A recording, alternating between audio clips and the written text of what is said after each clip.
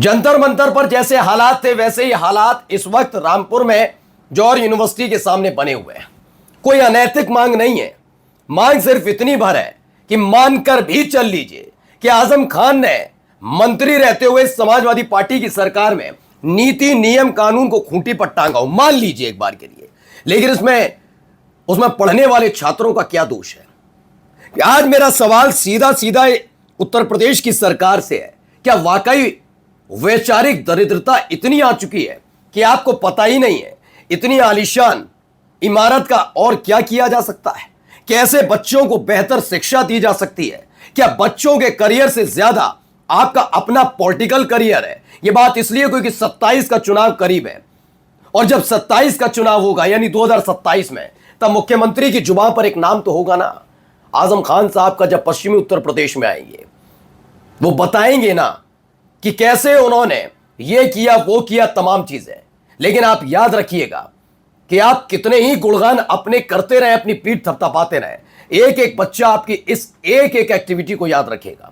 और सिर्फ जौहर यूनिवर्सिटी में पढ़ने वाले छात्र नहीं, बल्कि अब किसानों ने भी मोर्चा खोल दिया है। साफ कह दिया कि अगर जौहर यूनिवर्सिटी पर चल गया बुलडोजर तो उनका सामना ट्रैक्टर करेंगे, यानी ट्रैक्टर वर्सेस अब बुलडोजर होने जा रहा है। एक नया संग्राम, क्या हालात हैं वो तो दिखाऊंगा ही, और ये कितना जरूरी हो जाता है वो भी आपको दिखाऊंगा। 27 के चुनाव से पहले छात्रों के करियर से ज्यादा क्या वाकई योगी आदित्यनाथ को अपने करियर की पड़ी है? नमस्कार, मैं हूं प्रज्वल गौतम और आप देख रहे हैं खबर चौक। यह बात तो एक क्लियर समझ लीजिएगा, राम मंदिर में चढ़ावे वाले मामले को ढकने के लिए जौहर यूनिवर्सिटी से बेहतर कोई जगह नहीं हो सकती थी, कोई जगह नहीं। उसके कई मसले हैं। पहला यह कि समाजवादी पार्टी पर हमलावर होने के लिए एक तरीका है। योगी आदित्यनाथ की सरकार यह कार्रवाई क्यों करना चाहती है, उसके पीछे की कहानी समझिए। पहला तो यह कि समाजवादी पार्टी कैसे जमीनों पर कब्जा करवाती थी, इसको वो सामना रखना चाहेंगे। बताएंगे आजम खान कैसे नेता थे। और तीसरा सबसे मुफीद, जो बीजेपी का सबसे मुफीद हथियार रहा है, हिंदू मुसलमान, वो करने की पूरी कोशिश होगी। लेकिन क्या इस हथियार जो है उसकी धार कुंद हो गई है? क्यों कह रहा हूं, पहले कुछ तस्वीरें वीडियोस आपको दिखाता चल रहा हूं क्या हालत है वहां पर।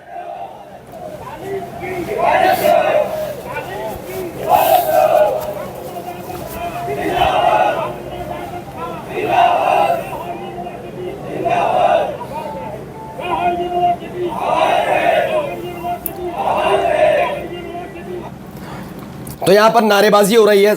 शमा परमीन भी लिखती हैं, जौहर यूनिवर्सिटी सिर्फ एक इमारत नहीं, हजारों छात्रों के सपने का नाम है।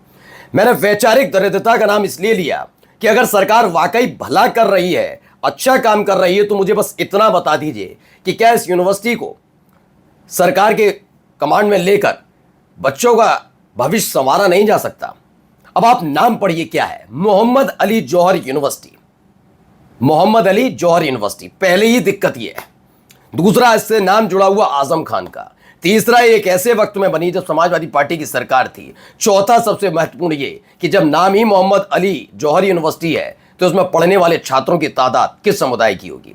और चारों ही बातें पॉलिटिकली तौर पर बीजेपी और योगी आदित्यनाथ के तरफ मतलब पलड़ा भारी करती है कि अगर कार्रवाई होती है तो उनको कितना फायदा इसका मिल सकता है, और मंच पर बताएंगे। लेकिन क्या अब इस देश की जनता या इस देश का युवा सिर्फ इसी चीज में उलझना चाहता है? क्योंकि जंतर मंतर से सीख सरकार को ले लेनी चाहिए थी।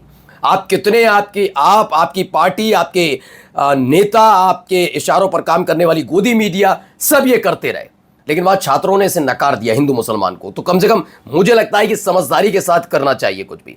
और वैचारिक दरिद्रता इसलिए क्योंकि भैया इतनी बड़ी आलीशान है, कुछ कर लीजिए इसका बेहतर बच्चों की सुरक्षा। लेकिन नहीं, हम फिर कैसे बताएंगे कि समुदाय विशेष से जुड़े हुए व्यक्ति के खिलाफ कार्रवाई हुई है ना? साथ भी तो लाना है, डंडे झंडे उठाने के लिए कुछ लोग तो चाहिए ना। ये देखिए बेतहाशा भीड़ यहां पर नजर आती है। जौहर यूनिवर्सिटी रामपुर की ये तस्वीर है जहां बेतहाशा लोगों की भीड़, उस भीड़ के बीच आप देख सकते हैं वहां लोगों के पहुंचने का लगातार सिलसिला जारी है। बिल्कुल गेट पर ही तंबू बंबू गाड़ दिए गए हैं। वही जंतर मंतर वाली स्थिति यहां पर भी बनती नजर आ रही है। अभी और भी दिखाते हैं आपको।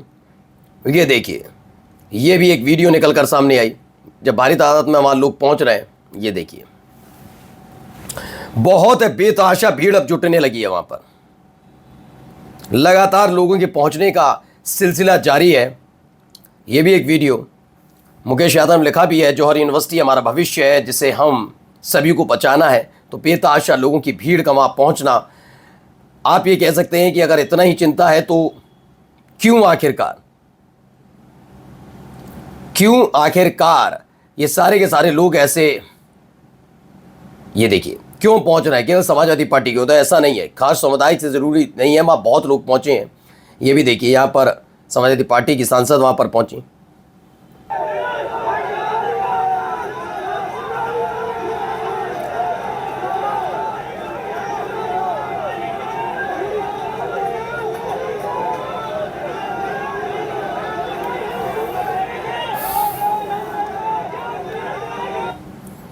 तो इकरा हसन भी पहुंची हैं, समाजवादी पार्टी की सांसद इकरा चौधरी इकरा हसन कहिए, जौहर यूनिवर्सिटी पहुंची। उन्होंने विश्वविद्यालय का दौरा कर समर्थन जताया और जौहर यूनिवर्सिटी को बचाने की आवाज़ लगातार मजबूत हो रही है। शिक्षा पर बुलडोजर नहीं, तालीम को संरक्षण मिलना चाहिए।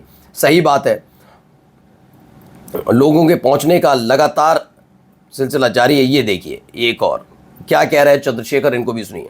यूपी में भी एक यूनिवर्सिटी तोड़ने का इंतजाम किया जाएगा। यूपी में जो प्रोटेस्ट होगा वो उसमें उस यूनिवर्सिटी के इश्यू को भी, मौलाना जौहर अली यूनिवर्सिटी को भी हम लोग रखेंगे। उस यूनिवर्सिटी को जो बच्चों के लिए, क्योंकि शिक्षा जुड़ा मामला है, वो जिस पार्टी में वो एक अलग बात है, लेकिन उस यूनिवर्सिटी को बचाना हमारा दायित्व है, इसलिए हम लोग लड़ेंगे। जब इतने बड़े बड़े कॉम्प्लेक्स, और आपको पता है उत्तर प्रदेश के जो मुख्यमंत्री जहाँ रहते हैं उसका भी नक्शा नहीं है। सही बात है, अगर आपको वैलिड कार्रवाई करनी है, आपके कहिए चलिए जौहर यूनिवर्सिटी ने ये किया। मैं चलो शिक्षण संस्थानों पर आता हूँ। एनडीए सरकार में अलग अलग राज्यों में और ये रामराज वाली योगी आदित्यनाथ की सरकार में कितने स्कूल बंद हो चुके हैं अब तक पता है आपको? पता करिएगा। और ये जो स्कूल बंद हुए वो मदरसे नहीं थे, स्कूल थे जिसमें हिंदू समुदाय से ताल्लुक रखने वाले बच्चे पढ़ने जाते हैं। इनको पता है ना, बच्चे पढ़े लिख लेंगे तो सवाल पूछेंगे, फिर झंडा ढंडा कौन उठाएगा, यही एक वजह है क्या? और अगर वाकई इतनी तकलीफ है इस यूनिवर्सिटी से, मैं पूरा समर्थन करता।